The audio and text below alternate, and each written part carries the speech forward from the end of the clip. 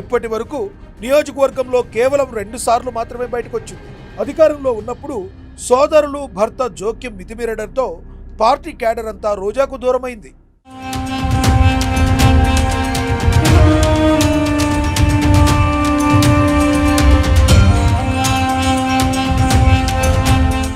ఇన్నాళ్ళు రాజకీయాల్లో బిజీగా గడిపిన రోజా ఇప్పుడు ఇంటి నుండి అస్సలు బయటకు రావడం లేదు. కుటుంబ సభ్యులతో విహారయాత్రలు, గుడులలో పూజలకు మాత్రమే పరిమితమైంది. నియోజకవర్గంలో ఏ కార్యక్రమానికి పిలిచేవారు కూడా కరువయ్యారని అంటున్నారు. ఇటీవల తమిళనాడులోని ఓ ఆలయంలో రోజా ప్రవర్తించిన తీరు కూడా ఎంతో వివాదాస్పదమైంది. తమిళ మీడియా సైతం రోజా చర్యను ఎండగట్టింది. రాజకీయంగా సైలెంట్గా ఉంటున్నప్పటికీ వివాదాలు రోజాని వెంటాడుతూనే ఉన్నాయి. ఈ పరిస్థితుల్లో రోజా రాజకీయ భవిష్యత్తుపై రకరకాల చర్చ జరుగుతుంది. ఎంతో కష్టపడి సినిమాల నుండి రాజకీయాల్లో